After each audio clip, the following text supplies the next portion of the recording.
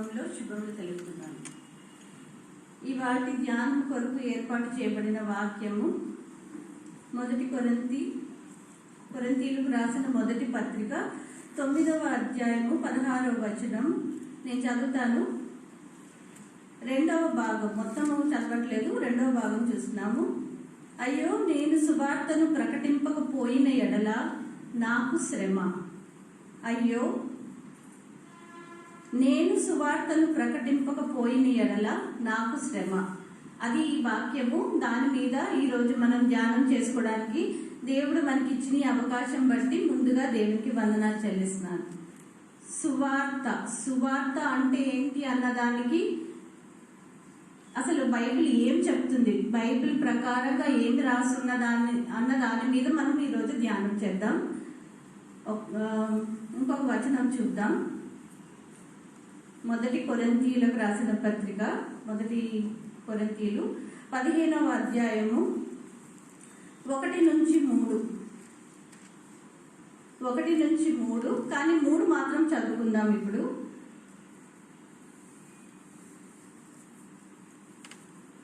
3వ వచనము.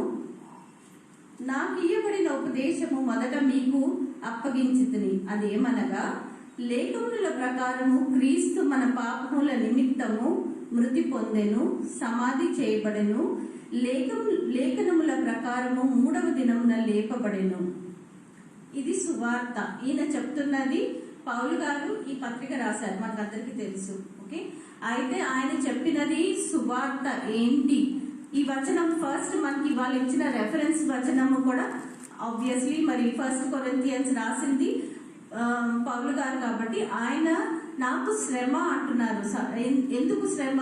ఒకవేళ సువార్తను ప్రకటించకపోతే శ్రమ. బట్ అసలు సువార్త అంటే ఏంటి అన్నది ఆయన మాటల్లోనే ఇంకొక రెఫరెన్స్ లో మనం చూస్తే ఆయన సమ్మరీగా ఏం చెప్తున్నారంటే క్రీస్తు మన కొరకు చనిపోయి లేపబడెను అనున్నదియే సువార్త అని. అయితే ఈ విషయమై చాలా మంది చాలా రకాలుగా, అయితే క్రీస్తు పుట్టిన కాడి నుంచే మనకి సువార్త అందింది కాబట్టి అంతకు ముందున్నదంతా మనకు అవసరం లేదు. చాలా మంది గొప్ప భక్తులు చాలా అంటే లేఖనాల ప్రకారం చాలా తేలికగా మాట్లాడతారు. అంటే క్రీస్తుకి ముందు ఉన్నదంతా మనకు అసలు అవసరం లేదు, క్రీస్తు తప్పితే ఏమీ అక్కరలేదు అనే మాట్లాడే వాళ్ళు కూడా మన సంఘాల్లో కనిపిస్తూ ఉంటారు. అసలు అది కరెక్టా?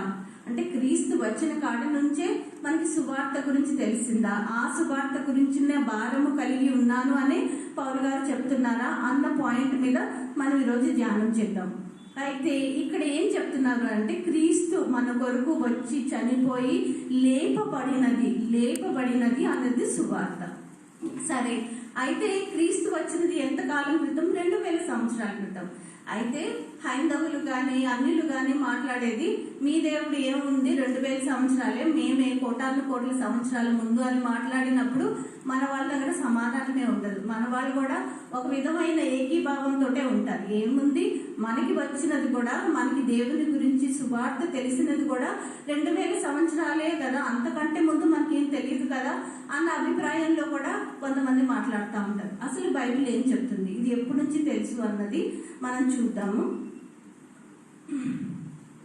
గలతీయులకు రాసిన పత్రిక 3వ అధ్యాయం 8వ వచనం.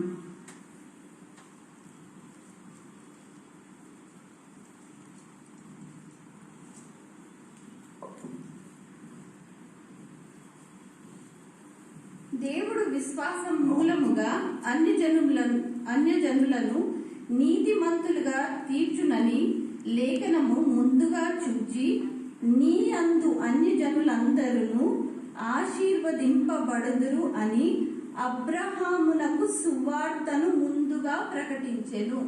అంటే సువార్త ఈ 2000 సంవత్సరాల నుంచే ఉన్నది అన్నది కాదు. అబ్రహాము సమయంలోనే అబ్రహాము గారికి సువార్తను ముందుగా ప్రకటించబడింది. అంటే సువార్త గురించిన మనకి దేవుని వాక్య ప్రకారం తెలుస్తుంది ఏంటి అని అంటే సువార్త 2000 సంవత్సరాల నుంచి మాత్రమే కాదు కానీ మొదటి నుంచి ఉంది. అది ఎంత మొదటి నుంచి అంటే అబ్రహాము గారి టైంలోంచి కూడా సువార్తను ప్రకటించబడింది. అంటే అబ్రహాం గారికి ఏం చెప్పారు? అన్యజనులు నీ అందు విశ్వాసం ఉంటే వారు ఆశీర్వించబడ్డారు, నిన్ను ఎవరు ఆశీర్వదిస్తే వారందరికీ ఆశీర్వాదము, ఎవరు శపిస్తే అన్న మాటలు చెప్తున్నప్పుడు అబ్రహాం గారికి ఈ సువార్త ముందుగా ప్రకటించబడింది. అంటే ఆయనకి క్రీస్తు రాకడ గురించి ముందే తెలిసిపోయింది. సువార్త ఏంటి? క్రీస్తు ఈ లోకంలోకి వచ్చి మన పాపాల కొరకు చనిపోయి తిరిగి లేపబడునన్నదే సువార్త. అంటే అబ్రహాం గారి టైంకి కూడా సువార్త ప్రకటించబడింది. ఏమని చెప్పారు? అయితే ఇది నీ అందు విశ్వాసం ఉంచిన వాళ్ళందరూ ఎవరైతే ఉంటారో వారందరూ ఆశీర్వదించబడతారు. ఏంటి అనంటే అన్యజనుల కొరకు కూడా క్రీస్తు వస్తారు. వారి పాపాలు మొత్తం సర్వలోకంలో ఉన్న వారందరి కొరకు, వారందరి పాపాల కొరకు చనిపోయి తిరిగి రేపబడుతున్న క్రీస్తు గురించిన సువార్త అబ్రహాము గారి ఆ కాలం నుంచి కూడా చెప్పబడి ఉంది.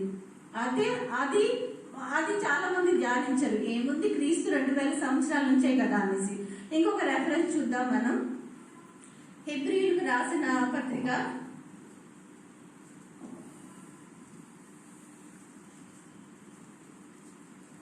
4వ అధ్యాయము 2వ వచనం. హెబ్రీయులకు రాసిన పత్రిక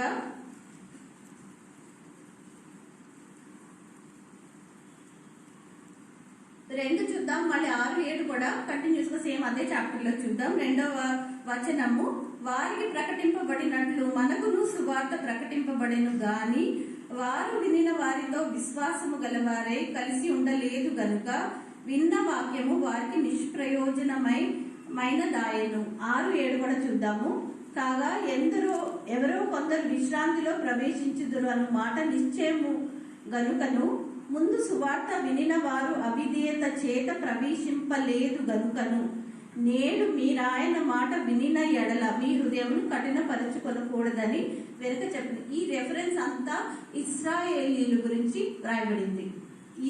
ఈ అధ్యాయంలో ఇశ్రాయేలీలు వాళ్ళ అవిధేయతలను బట్టి వాళ్ళు కనానులోకి వెళ్ళలేదు అని ఆ టైంలో వారికి కూడా సువార్త ప్రకటించబడింది. వాక్యం చెప్తుంది మనకి, వాక్యంలో చెప్పినదంతయు సత్యమే.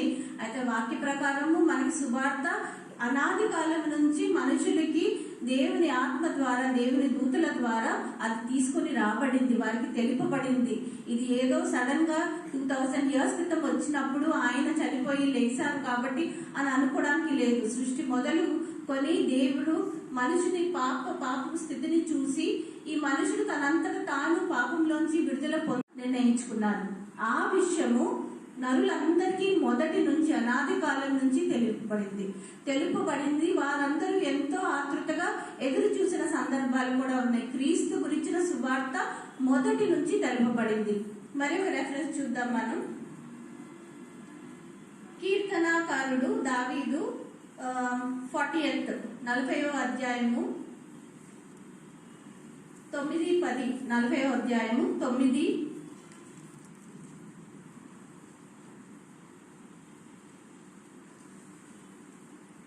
నా పెదవులు మూసికొనక మహాసమాజంలో నీతి సువార్తను నేను ప్రకటించి ఉన్నానని నేనంటిని.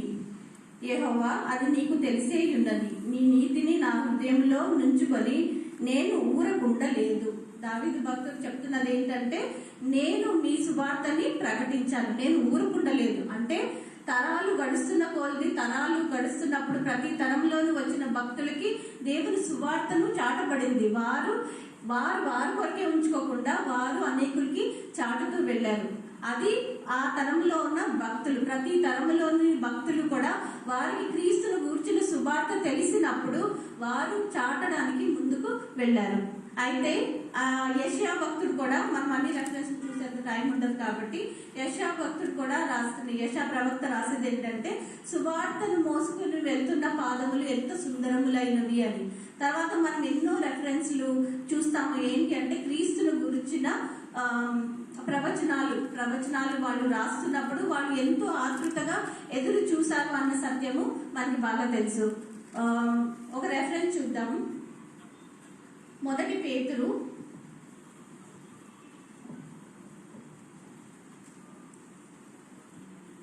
1 పేతురు రాసిన మొదటి పత్రిక 1వ అధ్యాయము 10-11.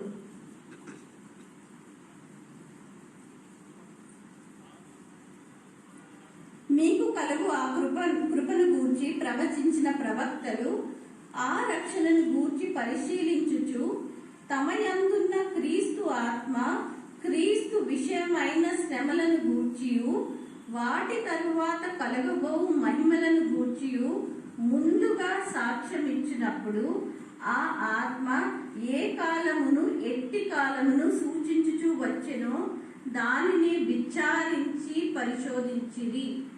అంటే ప్రవక్తలు వాళ్ళ కాలాల్లో వాళ్ళు ఆలోచించింది ఏంటంటే క్రీస్తు వస్తారు, క్రీస్తు వచ్చినప్పుడు మా తరంలోనే వస్తుంది అని వారు ఆ కాలంలోనే వస్తారా వారు పరిశోధించి తెలుసుకున్నారు. వారి కాలంలో ఆ తరములో క్రీస్తు వస్తారా, వస్తే ఆ మహిమను చూడాలని, ఆ శ్రమలతో ఆయన చనిపోతారని, తిరిగి లేపబడతారని ప్రతి ఒక్కరూ ఆ తరములో వారికి తెలిసి సత్య సువార్త తెలిసిన వెంటనే దానిని మా కాలంలో జరుగుతుందా అన్నది ఎంతో ఆతృతగా ఎదురు చూశారు. ఒక వచనం చూద్దాము. హెబ్రీయులకు రాసిన పత్రిక 11వ అధ్యాయము 24 చూద్దాం.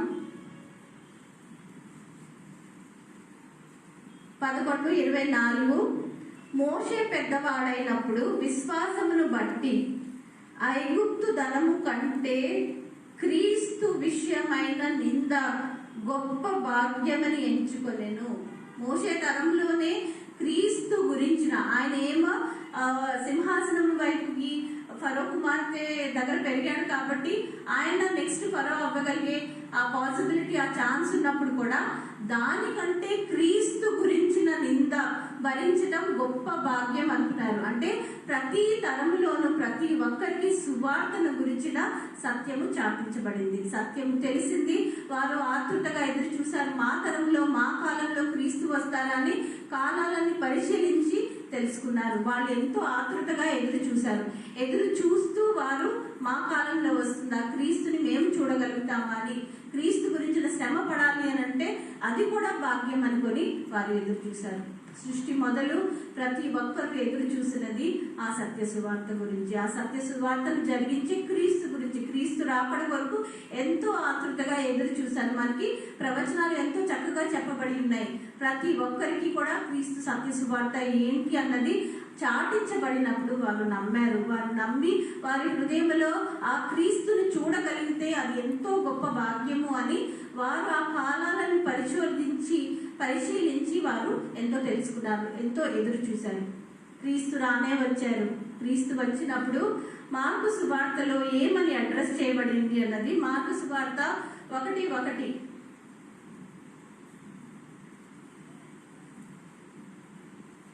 మార్కు సువార్త 1:1 దేవుని కుమారుడైన యేసు క్రీస్తు సువార్త ప్రారంభము. మార్కు భక్తుడు రాస్తున్న ప్రకారము క్రీస్తు ప్రభువారు వచ్చినప్పుడు సువార్త ప్రారంభము. ఆయన రాకడ కొరకు ఎదురు చూశారు. ఆయన రాని వచ్చారు. ఆయన వచ్చినప్పుడు మార్కు భక్తుడు రాస్తున్నది ఏంటి అంటే హౌ ఇస్ హీ అడ్రసింగ్, ఏమనంటే సువార్త ప్రారంభము.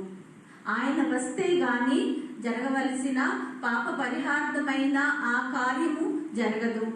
ఆయన వచ్చినప్పుడు ఆయనని ఇంట్రడ్యూస్ చేస్తున్నది సువార్త ప్రారంభము.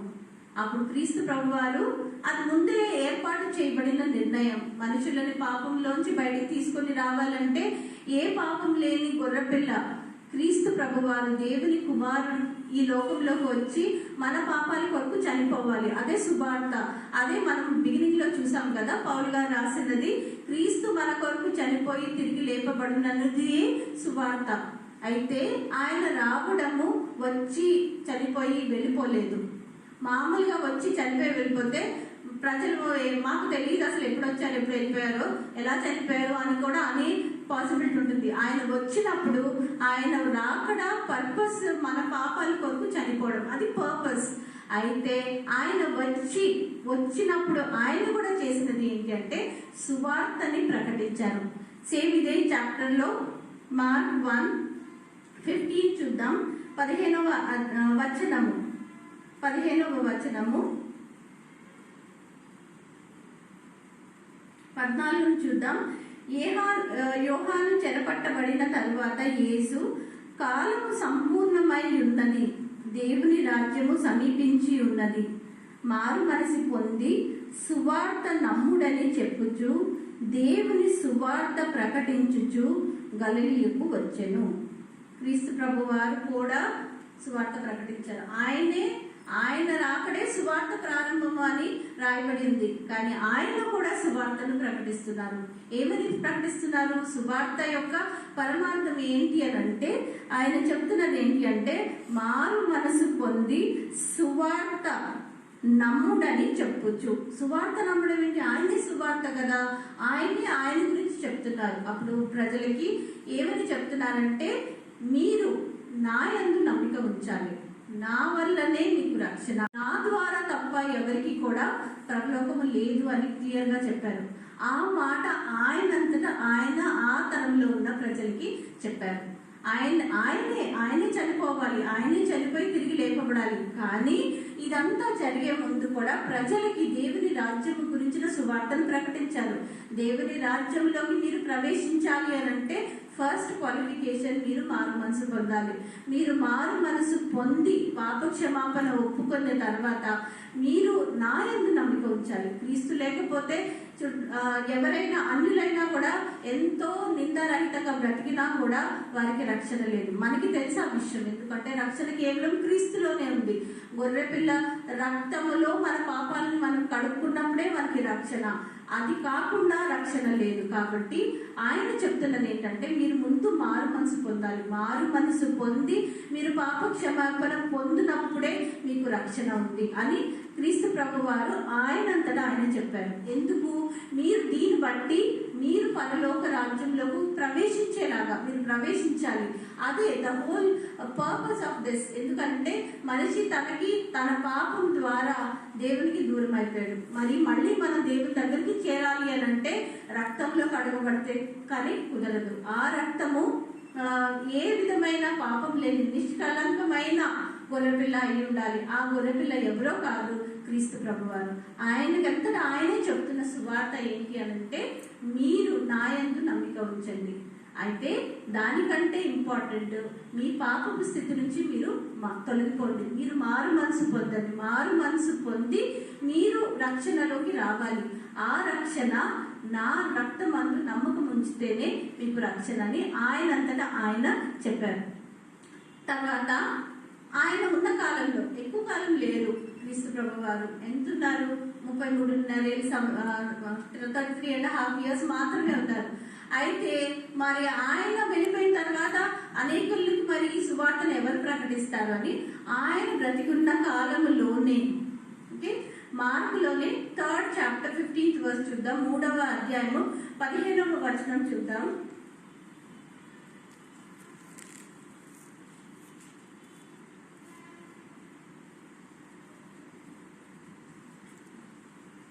వారు తనతో కూడా ఉండునట్లు దయ్యములను వెళ్ళగొట్టు అధికారము గలవారే సువార్త ప్రకటించుటకును వారిని పంపవలెనని ఆయన 12 మందిని నియమించెను. ఆయన బ్రతికున్న కాలంలోనే ఆయన చెప్పారు. ఆయన తర్వాత ప్రజలు చనిపోతారు కాబట్టి వారి మధ్య సువార్త ప్రకటించబడాలి అని ఆయన బ్రతికుండగానే 12 మందిని ఏర్పాటు చేసుకున్నారు. మరి వీరు సేవ చేశారా లేదా అన్నది మనం చూద్దాం.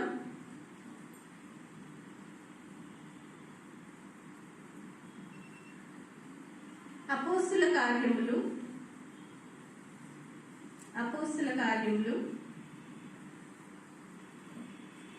8వ అధ్యాయము 4వ వచనము. అపోస్తుల కార్యములు 8వ అధ్యాయము 4వ వచనము. కాబట్టి చెదిరిపోయిన వారు సువార్త వాక్యంను ప్రకటించుచు సంచారము చేసిరి. అయితే ఇక్కడ ఈ మనం అపోస్తుల కార్యములో మనం చూస్తాం, 12 మంది శిష్యులు కూడా వాళ్ళు వాళ్ళ ప్రాణాలకి తెగించి సువార్త పనిలో పడతారు. 2వ అధ్యాయంలో మనం చూస్తాం కదా, పేతురు గారు నిలబడి ఆయన సువార్తను ప్రకటించినప్పుడు ఒక్కసారిగా 3,000 మంది బాప్తిజం తీసుకున్నారు. అది ఎంత గొప్పటి ఆ సువార్తను వారు ప్రకటించడానికి ఎంత గొప్పగా పూనుకున్న పని అది. వారు ఎంత నడుము బిగించి, క్రీస్తు వారు చనిపోయి వెళ్ళిపోయారు, వెళ్ళిపోతే మా పని అయిపోయింది, ఇంకా అక్కర్లేదు, క్రీస్తు వారు లేరు కదా అని అనుకోలేదు. వారు ప్రతి పట్టణము, ప్రతి గ్రామానికి వెళ్ళి సువార్తను చాటారు. పెంతెకోస్తు దినమున వారు పేతురు గారు నించొని అక్కడ సువార్తను ప్రకటిస్తే ఒక్కసారిగా 3,000 మంది బాప్తిజం పొందారు. 3,000 మంది బాప్తిజం అంటే అది చాలా పెద్ద గొప్ప విషయం. అయితే వారు ఆ రోజులలో వారికి తెలిసిన సువార్త, వారు కనులారా చూసిన సువార్త, వారు క్రీస్తు ప్రభువుతో ఉండి నేర్చుకున్న సువార్త ఏంటి? ఆ సువార్త అంటే మారు మనసు పొంది రక్షణలోకి రావాలి. క్రీస్తు రక్తంలో మన పాపములని మనము కడుక్కోవాలి. అదే సువార్త. ఆ సువార్తని చాటారు. ఆ సమయంలోనే మనం చూస్తున్నది పౌలు భక్తి. అయితే మళ్ళీ మనం మన రెఫరెన్స్ వాక్యంకి వెళ్ళిపోదాం.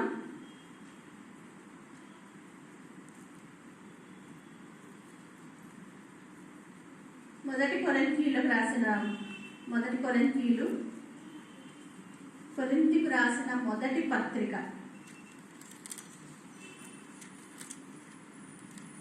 15వ అధ్యాయము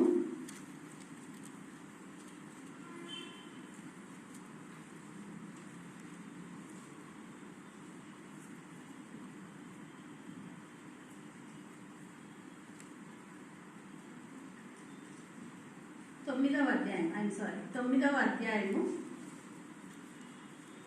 అధ్యాయము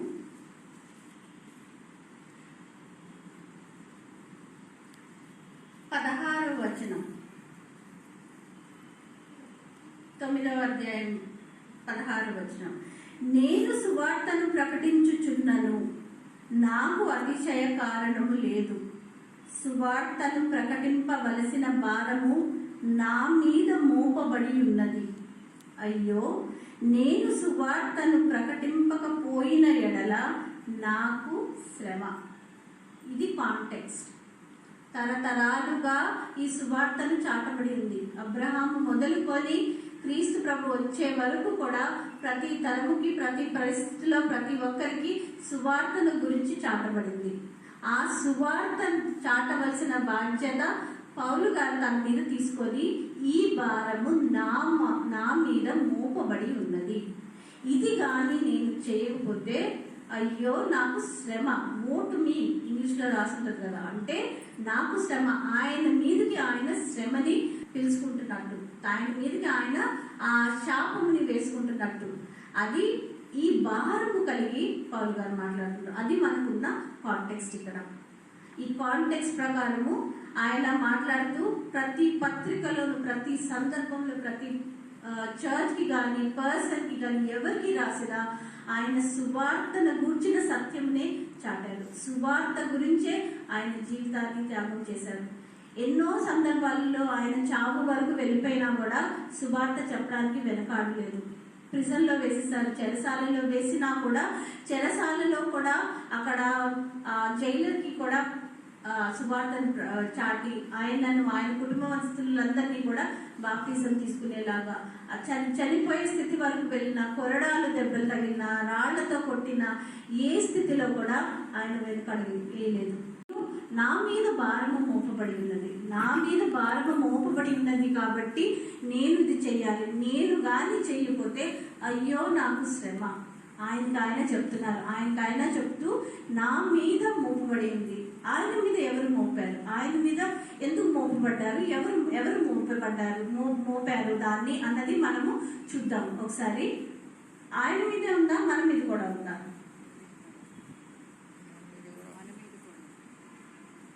మన మీద కూడా ఉంది కదా. ఎలా తెలుస్తుంది మన మీద కూడా ఉందని? ఎవరు మనకు వచ్చి చెప్పలేదు, కానీ వాక్యం చెప్తుంది.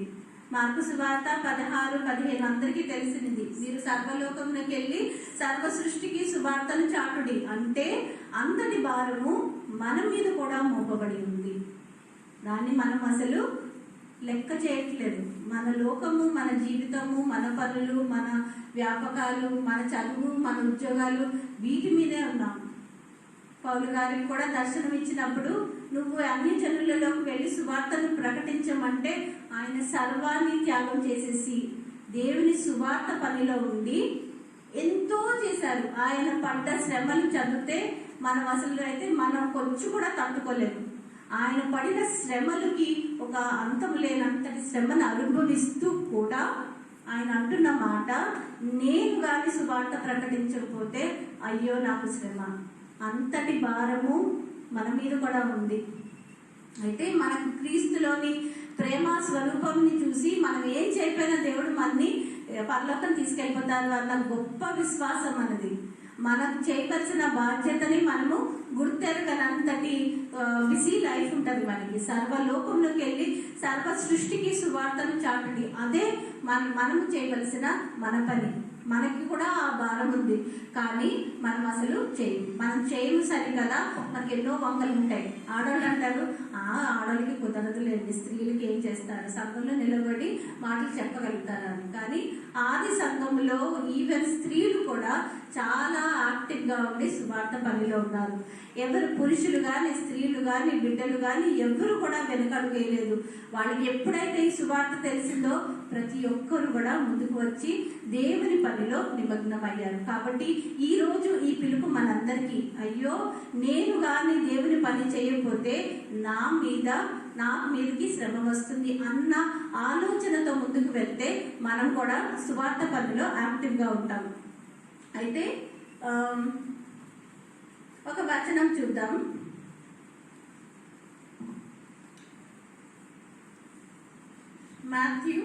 మత్తయి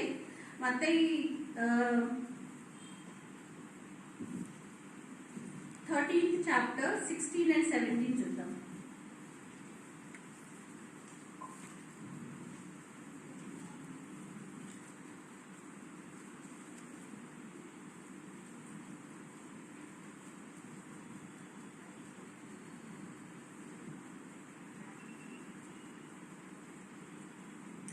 పదహారు 17 చూద్దాం. అయితే మీ కన్నులు చూచుచున్నవి గనుక అవి ధన్యములైనవి, మీ చెవులు వినుచున్నవి గనుక అవి ధన్యములైనవి. అనేక ప్రవక్తలను నీతిమంతులను మీరు చూచు వాటిని చూడగోరియు చూడకపోయిరి, మీరు వినివాటిని వినగోరియు వినకపోయిరని మీతో నిశ్చయంగా చెప్పుచున్నాను. మనం ఇందాకే చూసాం కదా, ప్రవక్తలు వారి కాలాల్లో వారు ఎదురు చూశారు, కాలాన్ని పరిశోధించారు. మేమున్న కాలంలో క్రీస్తు వస్తారా అని చూశారు, కానీ క్రీస్తు ప్రభు వారు ఆ కాలంలో రాలేదు. ఎందుకంటే సమయం సంపూర్ణమైనప్పుడు క్రీస్తు ప్రభు వారు ఆ సమయానుసారంగా వచ్చారు. మన లెక్కల ప్రకారం 2000 సంవత్సరాల ముందు వచ్చారు. అయితే క్రీస్తు ప్రభు వారు ఆయన ఉన్న టైంలో శిష్యులతో చెప్తూ ఎంతో మంది ఎదురు చూశారు క్రీస్తు ప్రభు వారు వస్తారని. ఈ సత్య సువార్త జరుగుతున్న సమయంలో ఆయన శ్రమ నొంది చనిపోయి తిరిగి లేచినది వారి కన్నులారా చూడాలని ఆశపడిన ఎంతో మందికి లేని భాగ్యము ధన్యత మీకు దొరికినది అని ఆయన చెప్తారు. మరి మనం చూడలేదు కదా, కానీ మనకి తెలుసు ఆయన వచ్చి వెళ్ళారని చరిత్ర చెప్తుంది. క్రీస్తు ప్రభు వారు వచ్చి వెళ్ళారు అన్నది సర్వలోకానికి అంగీకరించే విషయము. ఎవరు కూడా దాన్ని రెఫ్యూజ్ చేయరు. అందరూ సమస్తము సర్వలోకములకి తెలిసిపోయింది. చరిత్రలో 2000 సంవత్సరాల క్రితం ఆయన వచ్చి మన కొరకు మన పాపాల కొరకు ఆయన చనిపోయి తిరిగి లేచి పరలోకంలోకి వెళ్ళారు అన్న విషయం అందరికీ తెలుసు. మనము కూడా ధన్యులం, ఎందుకంటే మనకి తెలుసు. మనం ఇంకా ఎదురు చూడవలసిన అవసరం లేదు. మనకున్న బాధ్యతను బట్టి మనము క్రీస్తు సువార్తను చాటవలసిన వారమై మాత్రమే ఉన్నాము. ఎందుకంటే మన మారు మనసు పొంది రక్షణ భాగ్యము మనం పొందుకొని నలుగురికి మనం చాటవలసిన బాధ్యత మాత్రమే ఉంది. మనం ఇంకా ఎదురు చూడాల్సిన అవసరం లేదు. మన ఎదురు చూపు కేవలం క్రీస్తు వారు మరొకసారి వచ్చి మనని పరలోకంలోకి తీసుకెళ్లేంత వరకే మనం ఎదురు చూడవలసింది. మనకు అంతకంటే మనం చేయాల్సింది అంతవరకు మనము ఆయన మళ్ళీ తిరిగి వచ్చేంత వరకు మనము చేయవలసిన మన బాధ్యత ఏంటి అని అంటే క్రీస్తు వారి గురించిన సువార్త చెప్పాలి. అయితే అనొచ్చు, ఎందుకు అందరికీ తెలుసు కదా, చరిత్రలో అందరికీ తెలిసిపోయింది అంటున్నప్పుడు మరి మనకెందుకు, మనకు అవసరం ఏంటి? అలాగా మనం ఎలా తెలుసుకున్నామో వాళ్ళు కూడా తెలుసుకుంటారు. మనం జస్టిఫై చేయొచ్చు. మనకి అవసరం ఏముంది, క్రీస్తు వారి గురించి చెప్పాలి అని మాట్లాడాల్సిన ఛాన్స్ కూడా చాలా మంది తీసుకోరు. తీసుకొని మాట్లాడతారు. ఒక వచనము చూద్దాము. 2 కొరింథీయులకు రాసిన 2వ పత్రిక 4:4.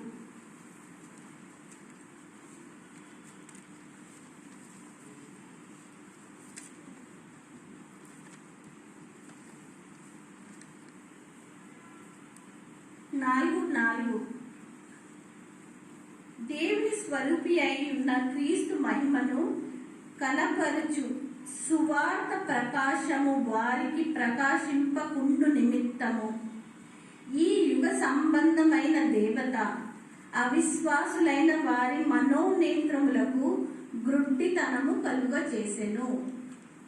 ఈ యుగ సంబంధమైన దేవత అవిశ్వాసులైన వారి మనోనేత్రములకు గుడ్డితనము కలుగు చేశారు. చాలా మందికి తెలుసుకోలేని గుడ్డితనంలోకి వచ్చేసారు. ఎందుకంటే ఈ యుగ సంబంధమైన దేవత వారి మనోనేత్రాలకి గుడ్డితనం అంటే వారు చూస్తూ చూడలేకపోతున్నారు. వాళ్ళకి తెలుసు చరిత్రలో ఏం జరిగింది, దేవుని గ్రంథం వరకు వాళ్ళు వచ్చి తెరిచి చూడలేకపోవచ్చు, కానీ ఇది జరిగినదన్నది సత్యము. ఆ విషయము అనేకులు అవిశ్వాసులు తెలుసుకోలేకపోతున్నారు. వాళ్ళు తెలుసుకోలేకపోతున్నప్పుడు ఈ భారము మన మీద ఉన్నది. పౌలు గారు అంటున్నారు, ఈ భారము నా మీద మోపబడి ఉన్నది, అయ్యో నేను గాని ప్రకటించకపోతే నాకు శ్రమ అని. మనకి కూడా ఆ శ్రమ ఉంటుంది, మనము కానీ ప్రకటించవలసిన బాధ్యత కూడా మనకుంది. మీరు సర్వలోకంలోకి వెళ్ళి సర్వ సృష్టికి సువార్తను చాటుడి. అది సువార్తని మనం చాటాలి. ఏమని అనంటే క్రీస్తు ప్రభువారు మన గురించి చనిపోయి తిరిగి లేచి పరలోకంలోకి వెళ్ళారు, మళ్ళీ వచ్చి తీసుకెళ్తారు. అంతవరకు అవి ఉన్నాము, అది మన రెస్పాన్సిబిలిటీ. మనము ఎన్నో సాకులు చెప్తాం, ఎన్నో విషయాలు చెప్తాం, ఎన్నో వంకలు చెప్తాం, ఇది కాదు అది కాదు అని మనకు భయం వేస్తుంది చెప్పాలంటే. అయితే ఇది చెప్పేటప్పుడు మనం ఏమో ఒకేసారి వెళ్ళి పెద్ద పేతురు గారు చెప్పినట్టు వెళ్ళి పెద్ద సమాజ మందిరంలో కానీ పెద్ద మీటింగ్లో కానీ నిలబడి చెప్తే 3,000 మంది బాప్తిజం తీసుకుంటారు. అంత మనం చేయలేకపోవచ్చు. మనకున్న కెపాసిటీని బట్టి అంత పెద్ద మన పని చేయలేకపోవచ్చు. కానీ మన తోటి వారు ఎవరికన్నా చెప్పొచ్చు, కుటుంబంలో వారికి చెప్పొచ్చు, బిడ్డలకు చెప్పొచ్చు. దేవుడు చెప్పమని చెప్పారు మనకి వాక్య ప్రకారం. బిడ్డలకి చెప్పండి, మీరు పడుకున్నప్పుడు, నించినప్పుడు, కూర్చున్నప్పుడు, లేచినప్పుడు మీ బిడ్డలకి చెప్పండి అని. ఆడవాళ్ళు అయితే ముందుగా ఎక్కడికన్నా వెళ్తే ఏమైనా టేస్ట్ చేస్తే ఫస్ట్ మనసులో వచ్చింది ఇంటికి వెళ్ళి ఇది మా ఇంట్లో వాళ్ళ మీద నేను వాళ్ళకి పెట్టేయాలి, ఎక్స్పెరిమెంట్ చేసి పెట్టేయాలని. అంటే ఏంటంటే మనసు అంతా వాళ్ళ కొరకు అంటే తాపత్రయపడతా ఉంటుంది. ఇది వాళ్ళకి చెప్పాలి, ఇది చూడాలి, కొత్త ప్రదేశంకి వెళ్తే ఇది మా ఇంట్లో వాళ్ళతో షేర్ చేసుకోవాలని. సువార్తను ఎందుకు షేర్ చేసుకోము మనము? మనకి ఇది కూడా మనకు ఒక గొప్ప అనుభవము. మనకి తెలిసింది అని అంటే మనం వెళ్ళి ఏమో సమాజ మందిరంలో నించొని మనం గొప్పగా సువార్తను చెప్పక్కర్లేదు. మన తోటి వారికి చెప్పాలి, మన బిడ్డలకి చెప్పాలి, మన కుటుంబ సభ్యులకి చెప్పాలి. అలా మనం చెప్పడానికి విల్లింగ్ ఉంటే దేవుడు మనని వాడుకుంటారు. ఆయన కృపలో మనల్ని నిలవబెడతారు. అయితే మనము కానీ ఈరోజు భయపడి, ఈరోజు నేను దేవుని సువార్తను ప్రకటించడానికి నాకు భయంగా ఉంది, నేను చేయలేను, నా ప్రాణము నాకు ఇంపార్టెంట్ అనుకున్నప్పుడు క్రీస్తు వారు ఒక మాట చెప్పారు. అది చూసి మనం ముగించుకుందాం. మార్కు సువార్త 8:35.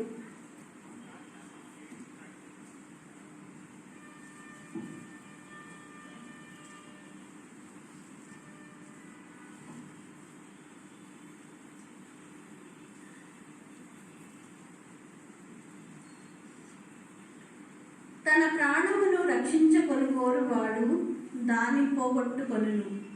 నా నిమిత్తమును సువార్త నిమిత్తమును తన ప్రాణమును పోగొట్టుకొనువాడు దానిని రక్షించుకొనును. సువార్త విషయమై తన ప్రాణాన్ని పోగొట్టుకునేవాడు ఈ లోకంలోనే తన ప్రాణం పోగొట్టుకుంటాడు, కానీ వారికి పరలోకములో వారి ప్రాణము రక్షించబడుతుంది. అది నిత్య జీవము. ఇది ఏమి అశాశ్వతమైన జీవితం. గట్టిగా బ్రతికితే 100 ఏళ్ళు బ్రతుకుతామేమో, అంతకంటే ఎక్కువ బ్రతికే ఛాన్సే లేదు. అలాంటి ఈ 100 ఏళ్ల జీవితం కొరకు మనము వెనుకడుగు వేసి దేవుని సేవలో మనము నిలబడడానికి ముందుకు రాకపోతే మనము కోల్పోతున్నది నిత్య జీవము. ఆ నిత్య జీవంని పొందుకుంటారు. ఒకవేళ శ్రమలు వచ్చి మీరు శ్రమల ప్రకారం చనిపోయినా, మీ ప్రాణము పోయినా మీరు ఆ ప్రాణాన్ని కాపాడుకుంటారు. ఎప్పుడు ఆ నిత్య రాజ్యంలో, ఆ నిత్య జీవంతోటి మీరు బ్రతుకుతారు. మీరేమీ చనిపోరు, మీరు నిత్య రాజ్యంలో ఉంటారు. అయితే మీరు భయపడకండి, మీరు మానేయండి అని ఏం క్రీస్తు ప్రభు వారు కూడా చెప్పట్లేదు. ఆయన చెప్తుంది ఏంటంటే, ఆయన మాదిరి కింద మనందరికి ముందు పెట్టారు. ఆయన ఎలాగ శ్రమ నుండి చనిపోయారు. మనమైతే అంత శిల్వ మీద అయితే చనిపోయేంత సాహసం మనం ఏనాడు చేయలేము. ఒక చిన్న విషయం కూడా మన ముందుకు రాలేము. మనలోని భయము మనల్ని ఆపుతా ఉంటది. అయితే క్రీస్తు ప్రభు వారు ధైర్యం చెప్తున్నారు, ఏమీ పర్వాలేదు, మీకు అప్పగించబడిన ఇది బాధ్యత, మీరు చేయండి. ఈ చేసే ప్రక్రియలో మీరు మీ ప్రాణాన్ని పోగొట్టుకోవలసిన పరిస్థితి వచ్చినా కూడా వెలవకండి, భయపడకండి. ఈ లోకంలో మీ ప్రాణాన్ని మీరు పోగొట్టుకున్నా కూడా మీకు నిత్య రాజ్యములో నిత్య జీవం ఉంటుంది. ఆ పరలోకంలో మీరు ఎప్పుడు సదాకాలము దేవునితో పాటు మీరు బ్రతుకుతారు అన్న వాగ్దానం ఉంది. కాబట్టి అయ్యో నేను సువార్తను ప్రకటించకపోయిన ఎడల నాకు శ్రమ అంటే మనము పరలోకానికి వెళ్ళమేమో, మనమే తప్పిపోతామేమో, మనకి తెలిసినది మనతోటి మనం ఇతరులతో పంచుకోకపోతే యుగ సంబంధమైన దేవత వారి మనోనేత్రాలకి గుడ్డితనం కలిగించింది. మనకి కలిగించదని ఏమి గ్యారంటీ లేదు కదా. మనకి కూడా ఆ గుడ్డితనం వస్తే మన చేతిలో ఉన్న ఆ పరలోక రాజ్యాన్ని మనం కూడా కోల్పోతామేమో. కాబట్టి మనం ఈ రోజు నుంచి ఈ బాధ్యతను మన మీద మనం వేసుకోవాలి. మనము ధైర్యంగా ముందుకు రావాలి. ముందుకొచ్చి నేను కూడా సువార్త పనిలో వాడబడతాను అని. ఎవరన్నా మీకు ఒక అవకాశం ఇచ్చి దేవుని పనిలో ముందుకి రండి అంటే వెనకడుగు ఏ మాత్రము వేయకండి. దేవునికి తెలుసు మనకున్న టాలెంట్స్ ఏంటో, మన ఎబిలిటీస్ ఏంటో ఆయనకి చాలా బాగా తెలుసు. దాని ప్రకారమే ఆయన నిలబెడతారు. మనేమి కష్టాలలోకి ఆయన వదిలిపెట్టేసే దేవుడు కాదు. మన పట్ల ఎంతో ప్రేమ, ఎంతో కంపాషన్ కలిగిన దేవుడు. మనం ఈ లోకంలో కొద్ది కాలము శ్రమలు అనుభవించినా కూడా ఆ తర్వాత మీకు నిత్య రాజ్యంలో మీకు ఎంతో చక్కటి జీవితం ఉంటుంది అని వాగ్దానం చేశారు. దాన్ని బట్టి ఆయన మనల్ని ప్రేమించి మనకిచ్చిన ఈ బాధ్యత ఏంటి? సర్వలోకానికి వెళ్ళి సర్వ సృష్టికి సువార్తను ప్రకటించవలసిన బాధ్యత మనకిచ్చిన దాని నుంచి మనం ఏ మాత్రము భయపడి వెనకడుగు వేసి మనం వెనక్కి ఉండిపోకుండా మనమందరం ఒక సంఘంగా ముందుకి కదిలితే ఎంతో అద్భుతాలు జరుగుతాయి, ఎన్నో విషయాలు జరుగుతాయి. కాబట్టి మనమందరం ఈ రోజు నుంచి సువార్త ప్రకటనలో నేను కూడా వాడబడాలి. వాడపోతే అయ్యో నాకు శ్రమ అన్న విషయాన్ని జ్ఞాపకించుకుందాం. దేవుడి వాక్యాన్ని